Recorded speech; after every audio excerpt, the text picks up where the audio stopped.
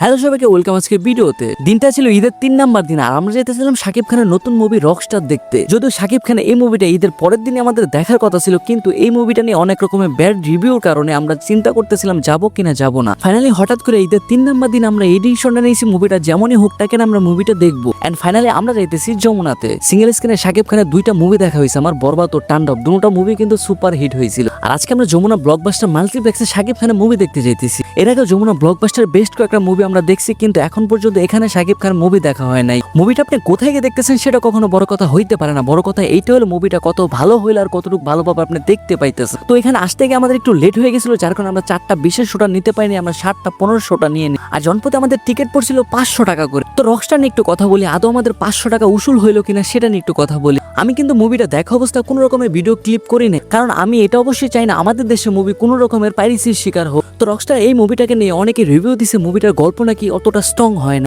অনেকে এটাও বলছে মুভির মধ্যে যে ইমোশনাল পার্টগুলো ছিল সেগুলোর মধ্যে ইমোশনাল কোনো কানেক্টই ছিল না। আর মুভিটি মুক্তি পাওয়ার পর এটা আমরা দেখছিলাম রকস্টার মুভিটাকে নিয়ে ভক্তরা একেবারেই খুশি। তো ফাইনালি সবকিছু মিলে যখন রকস্টার মুভিটা আমরা দেখছি, এখন আমার ওপিনিয়নটা আমি আপনাদেরকে শেয়ার করতেছি। প্রথমেই মেগাস্টার শাকিব খানকে নিয়ে প্রশংসা না করলেই নাই হবে।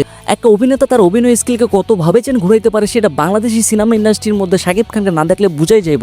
এই মুভিতে শাকিব খানকে যেভাবে রিপ্রেজেন্ট করা হয়েছে তার পুরোটাই দিয়েছে শাকিব খান এই মুভিটিতে। দ্বিতীয়ত মুভিটির VFX, colour grading, background music সবগুলো ছিল একেবারে দেখার মতো। মুভিটির ভিএফএক্স, কালার গ্রেডিং দেখলে আপনার কাছে কিছুটা সময় এটা মনে হইব আপনি কোনো বাংলা সিনেমা দেখতেছেন না। এদিকেও ছিল সবকিছু পুরাই ঠিক। তো আমার কাছে যেটা মনে হইতেছিল মুভিটা 40-50 মিনিট যাইতে যাইতে সবকিছু অল্পতেই হয়ে যাইতেছিল। তো গল্পটা যেমন ছিল সবকিছু খুব অল্পতেই হয়ে যাইতেছিল, একটার সাথে একটা মিল খুবই কমই ছিল। আমার কাছে এটা মনে হইতেছিল সে খুবই অল্প কারণে সুপারস্টার হয়ে গেল, আবার খুবই অল্প কারণে ডাউন হয়ে গেল। মুভিটিতে যারা অভিনয় করেছে সবারই অভিনয় ছিল খুবই চমৎকার, এখানে কারো কোনো কমতি ছিল না এই মুভিটিতে। কিন্তু শেষ পর্যন্ত এটা মনে হইতেছিল কি যেন দিতে পারলো না এই মুভিটি আমাদেরকে। মুভিটি শেষ হতে হতে মনে রাখার মতো কোনো সিন আপনার চোখের সামনে ভাসবেই না। আর এটা তো অবশ্যই বারবার মনে পড়বো কি যেন একটা খুঁজে পাইলাম না পুরো মুভিটার মধ্যে। তো এই ছিল রকস্টার মুভি নিয়ে আমার মন্তব্য। তো আপনারা যারা যারা এই মুভিটা দেখছেন আর আপনাদের কাছে কেমন লাগছে সেটাও একটু কমেন্ট বক্সে জানায় যান প্লিজ।